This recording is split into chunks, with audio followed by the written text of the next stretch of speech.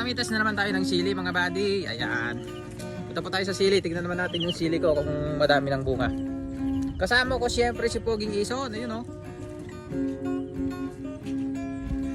At habang namimitas po kami ng sili, magpapatubig po ako dahil tuyo na rin po itong sili ko.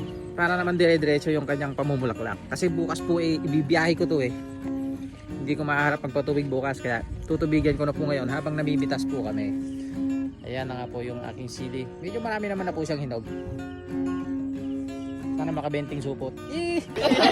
Benting supot. Sa lima nga hirap pa. Okay, syempre umpisa na po namin mamitas. Habang namimitas po si Ison, igagaya ko naman po yung aking makina. At paandarin ko habang namimitas po kami.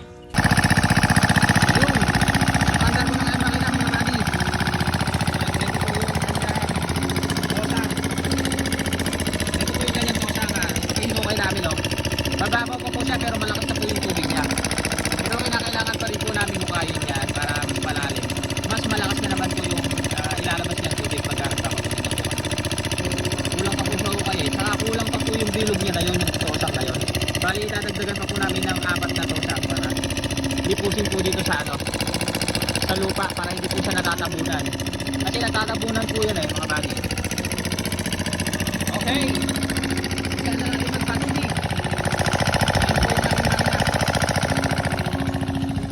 Yan sa sili ko.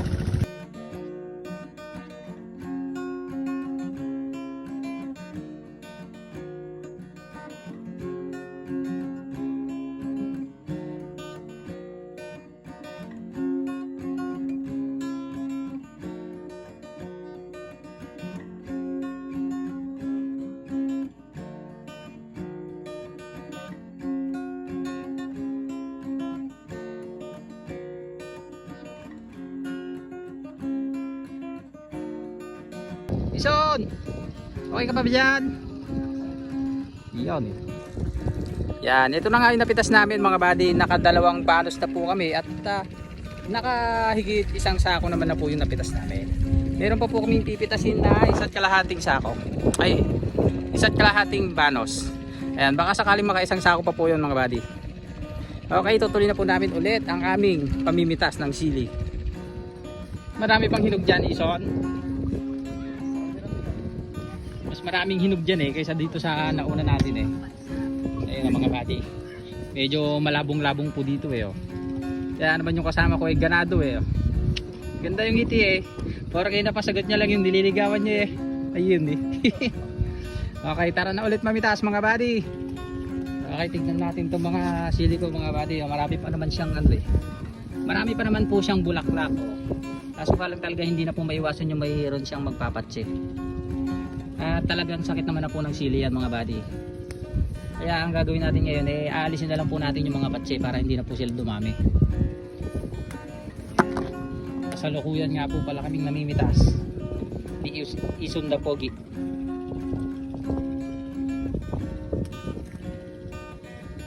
Ganda pa naman yung bunga niya mga buddy, malalaki pa yun. Haba.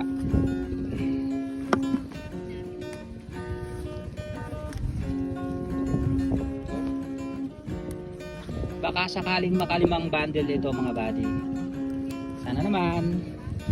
Tapos may tapat po sa magandang presyo. Ang balita po kasi ngayon mga buddy 150 po ang per kilo ng Taiwan. Malaking bagay na po yun mga buddy. Kahit makakalimang bundle lang tayo nakakaraos tayo sa pang araw-araw nating gastusin sa bahay.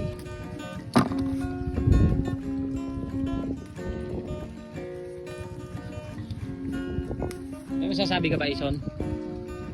Shoutout kay BJ Victorio. Shout out daw kay BJ Victorio. Iyo.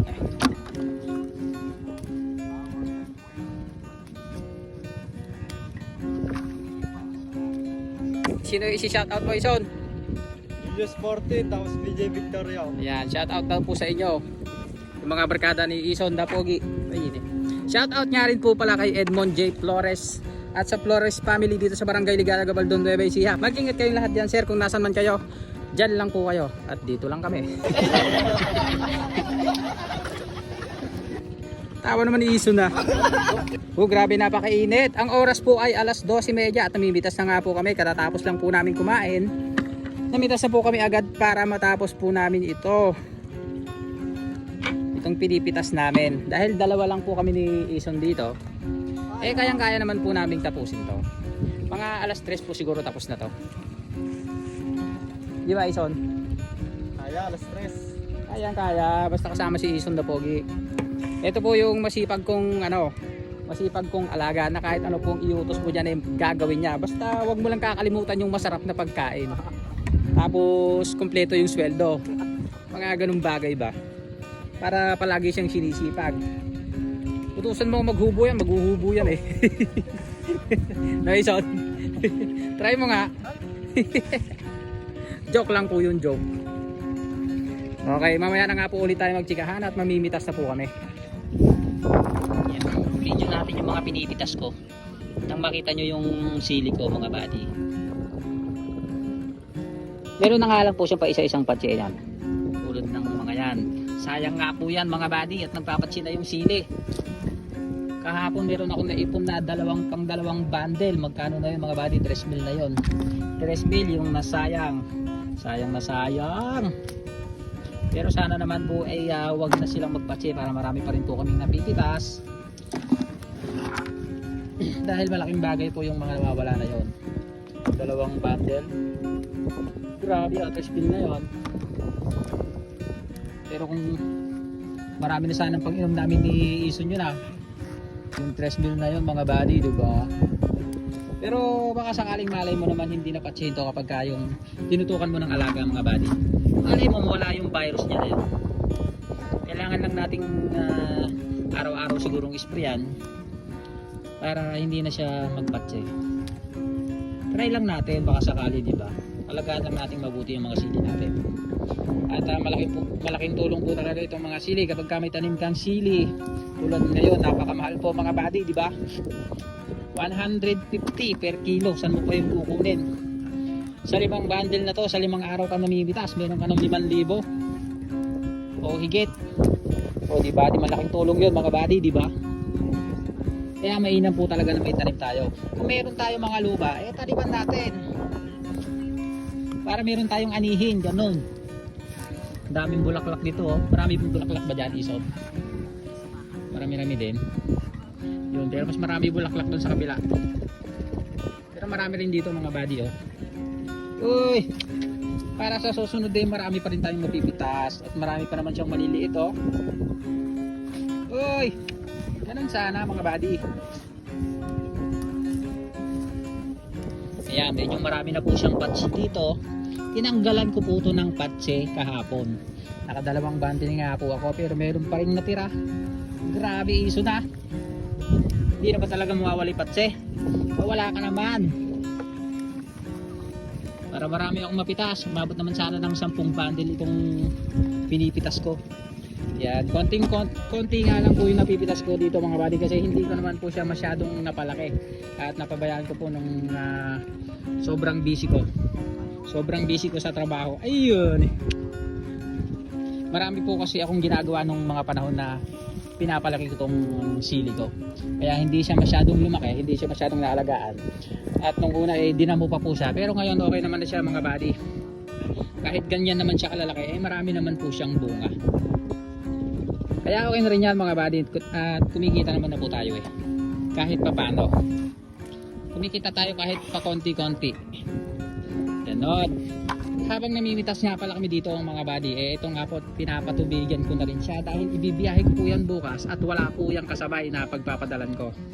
Kaya ito po, hindi ko po maharap na patubigan bukas. Kaya ngayon ko na lang din po siya pinapatubigan habang namimitas po kami. At ito nga po, tubig-tubig na siya. Oh. Ito po yung gamit kong pala. Ito.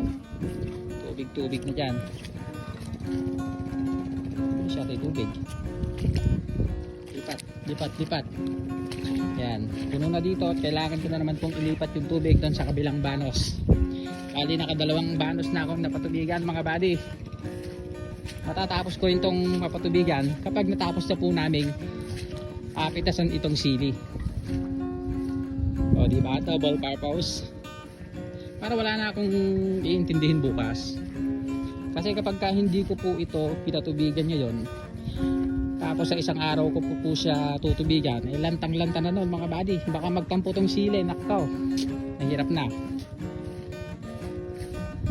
Saan ko na nga ba ito ililipat? Dito na sa kabila.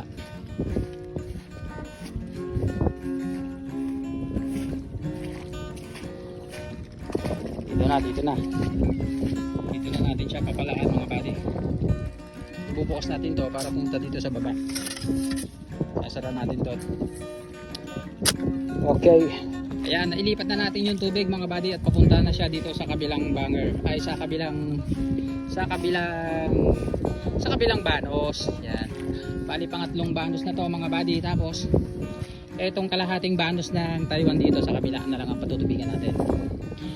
Yung meron akong panigang doon na nagpapanibagong dahon, baka sa isang araw ko na po yun patubigan. Kasi hindi ko po siya matatapos ngayon. Pagkatapos po kasi namin mamitas dito sa sili, eh uwi na po kami.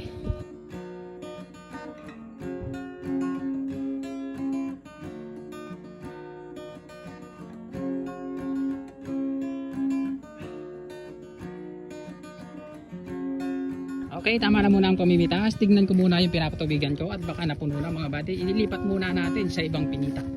Tignan natin. Ang daming bunga mga buddy, yung pulang-pula oh. Hindi nga lang po siya napalabong ng mabuti. At medyo napabayaan natin nung inalagaan pa natin ng maliliit pa. Ito nga mga buddy, at napuno na tong dalawang pinitak. Ililipat ko na naman po dito sa kabila.